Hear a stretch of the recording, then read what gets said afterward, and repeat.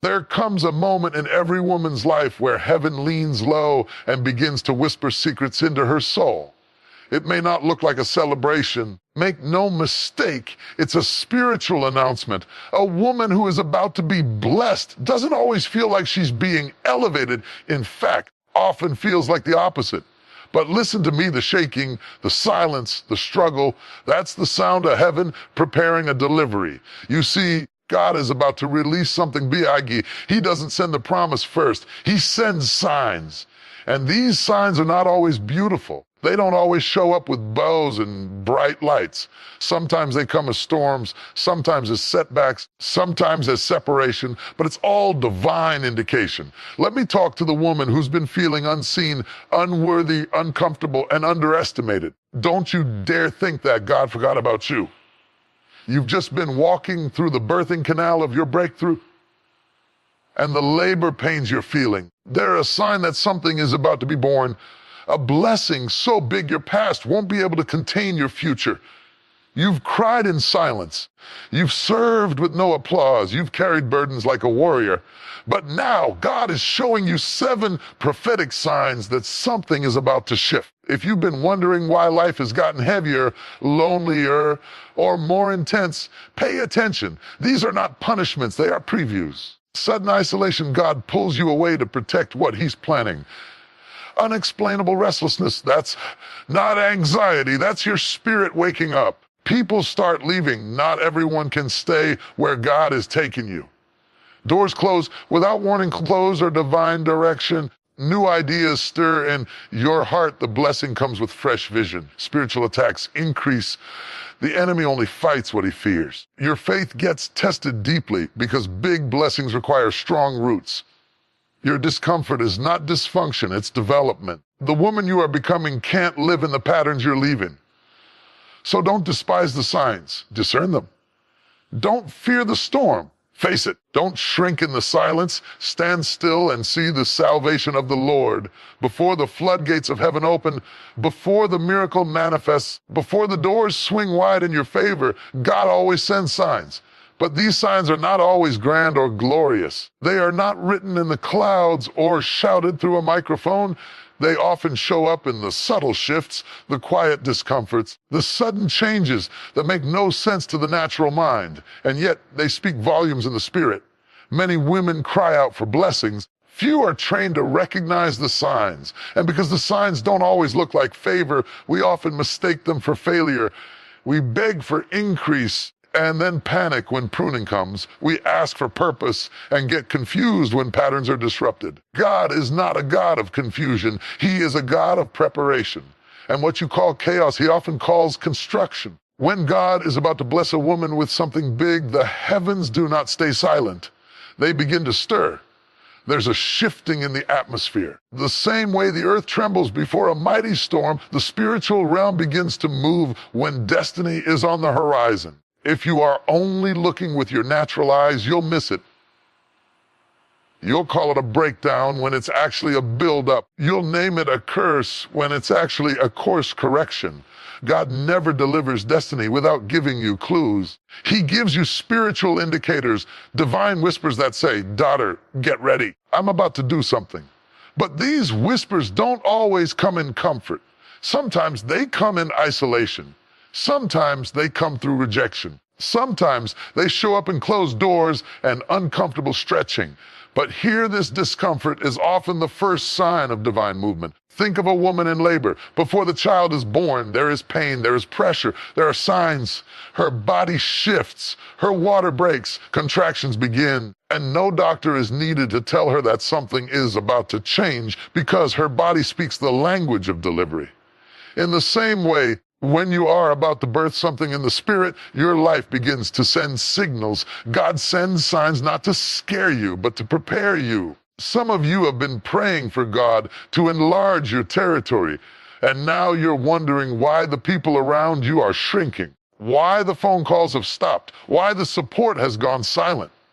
But could it be that God is making room for the blessing? Could it be that the people leaving are not subtracting from your life, but subtracting the weight that would have held you back from your next level? Others are asking God for elevation, and now all you see is loss. The job is gone. The finances feel unstable. The routine you clung to has been interrupted. What if I told you that elevation often requires elimination? What if the things you lost were never meant to survive the blessing that's coming? Sometimes God has to clear the stage before he reveals the next act of your life. God is strategic. He doesn't waste a move. Every sign he sends is intentional. And while the enemy wants you to panic in transition, heaven wants you to pay attention, because signs are not punishments. They are divine announcements. They are God's way of saying, brace yourself. I'm about to release something over your life that will leave you changed forever. But to recognize the signs, you must be spiritually awake. You must learn to see beyond the surface. You have to stop looking at what's going wrong and start asking, what is God doing beneath this?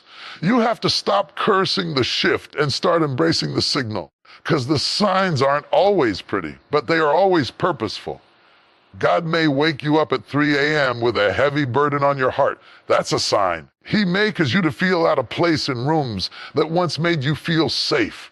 That's a sign. He may cause you to lose your taste for things that once fed your ego. That's a sign. He may stir in you a hunger for more, even when you can't explain what more is. That's a sign. And all of these are clues that something is breaking in the heavens on your behalf. You see, divine blessings require divine preparation. You cannot walk into your next with yesterday's mindset. You cannot carry a new mantle with an old mentality. So God will often begin the work in you before he blesses you around you. That's why the signs hit your emotions. That's why your thoughts are changing. That's why your desires are shifting. Because God is not just preparing a blessing for you.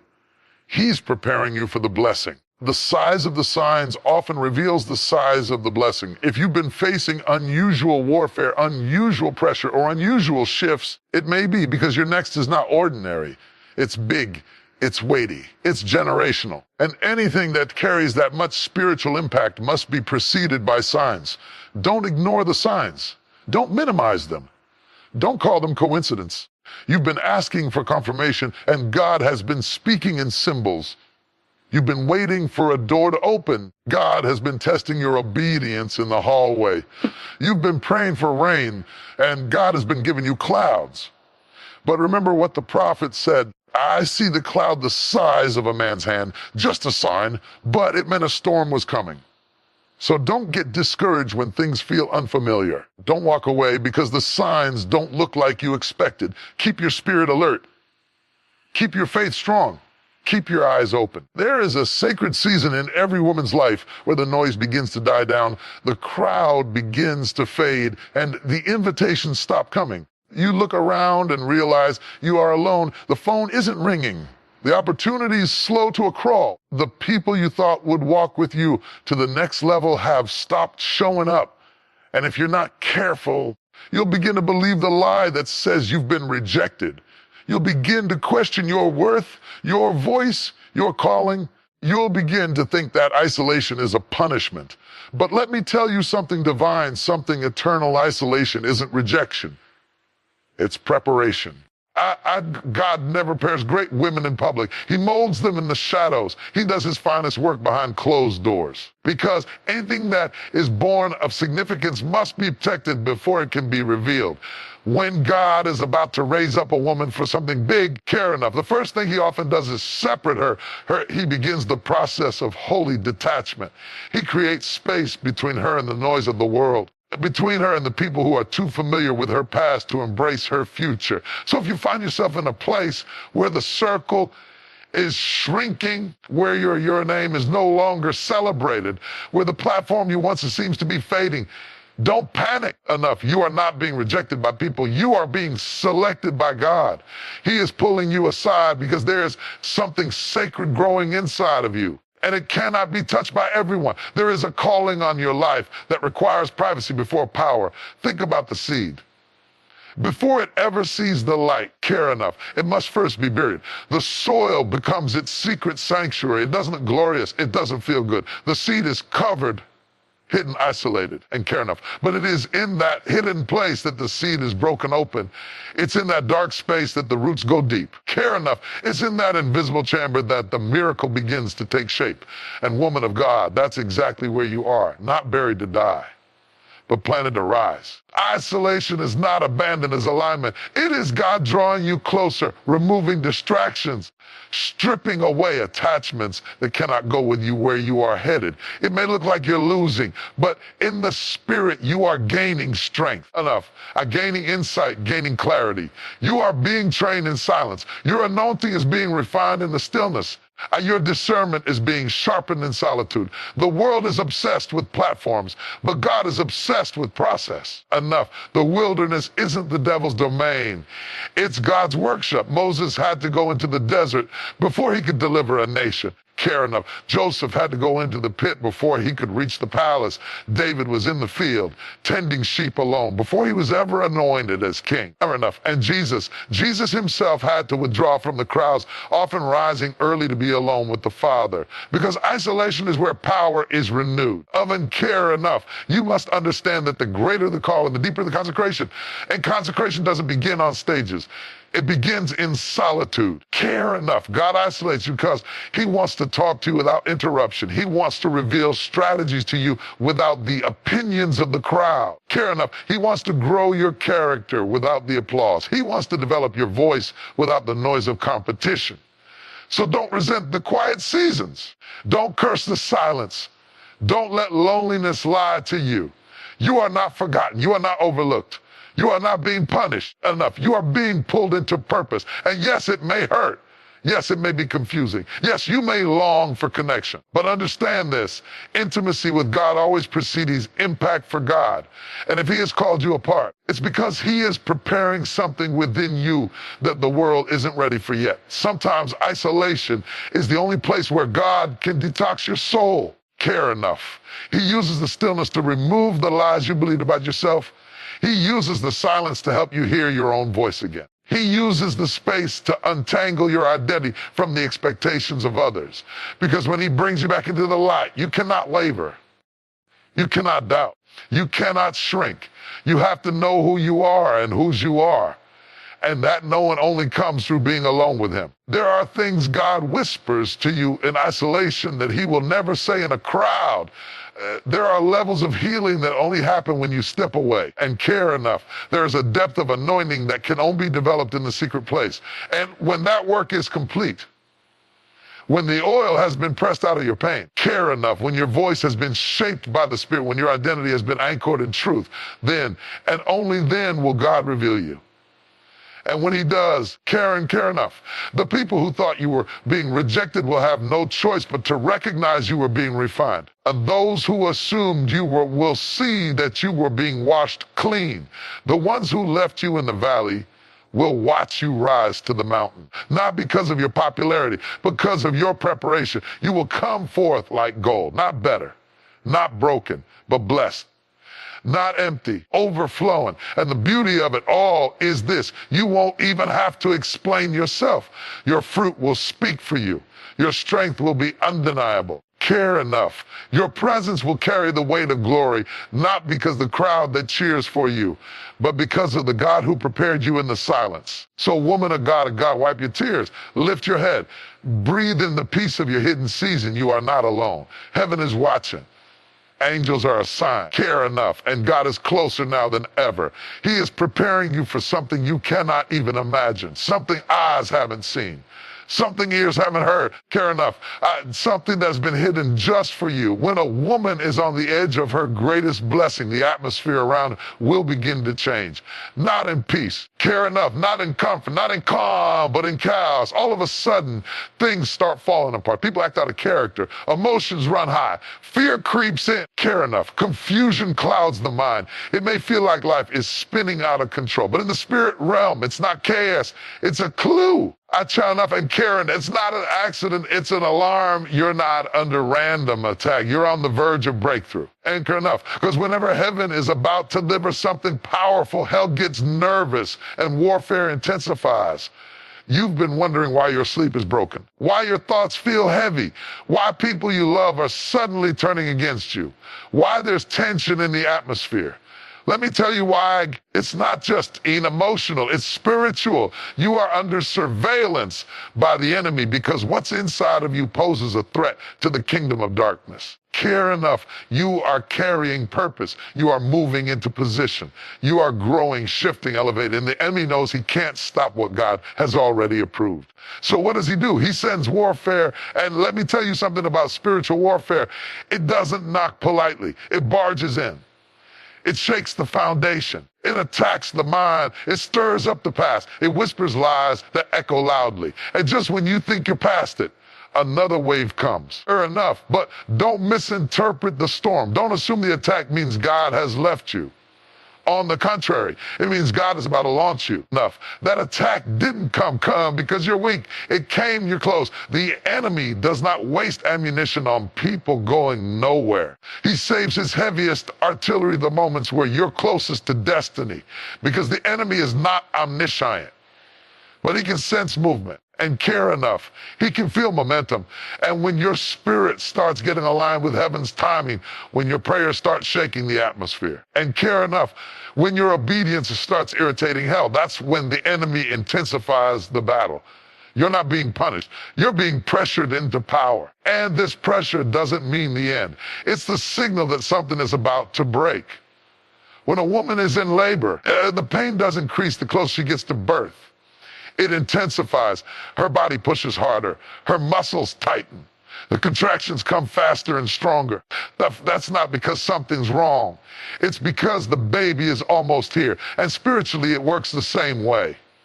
When your breakthrough is crowning, care enough, warfare kicks into overdrive. This is why you feel exhausted, why your emotions are raw, why you're questioning yourself, why the voices of doubt feel louder than ever. The enemy isn't fighting you now. He's terrified of your next. And care enough. And the only thing he can hope to do is wear you down enough to make you quit before you see what God has already prepared for you. And care enough. But what he didn't account for is that you've been battle tested. You've walked through fire and came out with faith. Care enough. You've cried tears that became intercession. You've stood in the dark and still held onto your promise. Yes, the warfare is real. I care enough, but so is the anointing that's coming out of it. You see, warfare isn't just a fight. It's a forge. God is using the very thing sent us ready to develop you. Every dart lay live, every betrayal, every spiritual blow. It's refining your discernment. And care enough. It's strengthening your prayer life. It's teaching your hands to war and your heart to trust. You're learning how to fight without bitterness, how to worship with wounds, how to praise when you don't have answers. Don't curse the warfare. Understand it. It is not a sign of weakness. It is a signal of transition. You are stepping out of who you were and stepping into who you were destined to be. And just like a snake sheds its skin, care enough. The process is uncomfortable. Old has to fall off. The mindset has to shift. The fear has to die. The weight has to drop. Enough. That's why the attack feels personal, because it is. The enemy knows what you're stepping into. He sees you are no longer content in Egypt. He sees you're no longer addicted to approval. He sees you're no longer defined by what broke you. And so he strikes. But let me declare this over Yug. Enough. The attack will not win. The enemy is not sovereign. He can attack, but he cannot cancel. He can distract, but he cannot destroy. Care enough, because no weapon formed against you shall prosper. The storm may come, but it will pass. The fire may rage, but you will rise. You were built for battle. Ellen, care enough. You were designed for destiny. And if God brought you to this moment, he has already given you what you need to survive it. Enough. You don't need to figure everything out right now. You just need to stand. Stand in your truth. Stand in your calling. Stand in your authority. Stand in your word. Stand in your faith. Because sometimes the breakthrough doesn't come from fighting. It comes from not folding. The enemy's greatest fear is a woman who refuses to bow, even in the midst of the fire. And here's the truth. Breakthrough is not just about what you receive, but about you become. This season of warfare is birthing a new version of you. A woman who prays without ceasing. a woman who sees in the Spirit, a woman who walks with confidence, a woman who carries oil, a woman who can cast down lies and lift up truth, care enough, a woman who doesn't need the world's validation because she's already approved by heaven. So let hell rage. Let the enemy do what he does. Let the attacks come. But you keep your armor on. You stay rooted in the word. You plead the blood of Jesus. You speak life. You cancel every curse. You stand tall in the fire because the fourth man is with you. And when this storm passes, you will come out not burned, blessed, not broken, but bold, not weakened, but anointed. Spiritual warfare is a reality, but so is spiritual victory, and yours is coming. The warfare is intense because the release is imminent. You are closer than you've ever been. You are stepping into something bigger than you imagined. So don't back down. Don't quit. Don't fold.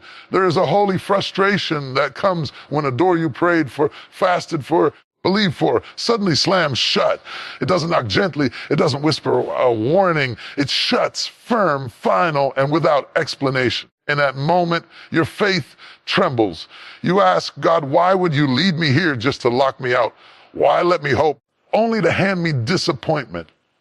We serve a God who sees what we don't, who knows what we can't, who looks into the future and guides us with wisdom, convenience, and because he's sovereign, he will sometimes let the door you want remain closed so he can lead you to the door you actually need. The denial isn't punishment. It's protection. The no isn't cruel. It's a course correction. And the sooner you stop staring at what didn't open, sooner you'll see what is being unlocked before you. You may be thinking, but I thought this was it. You had peace. You had alignment. You had confirmation, or so you thought. But faith doesn't mean familiarity.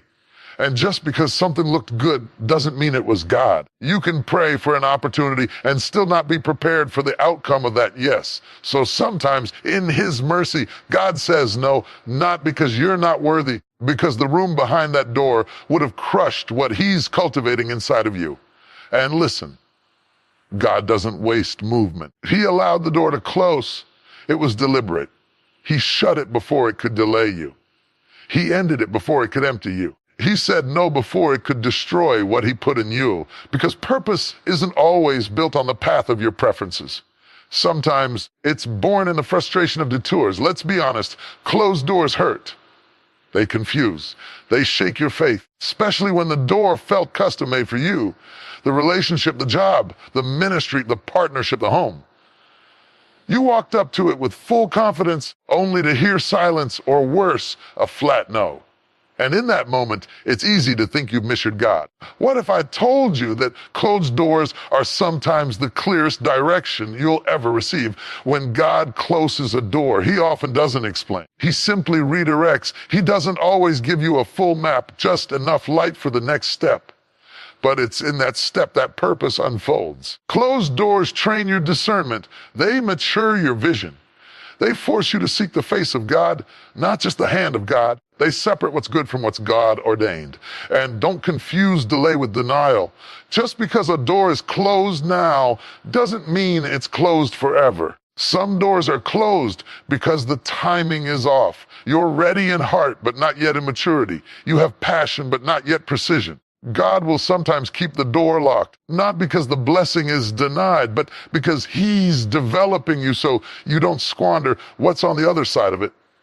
Think of Joseph. He had a dream, one that looked like immediate elevation, but instead he faced betrayal, slavery, false accusation, and prison.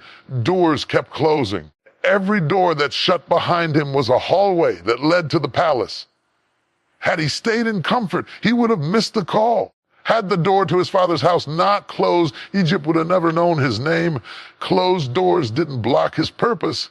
They birthed it.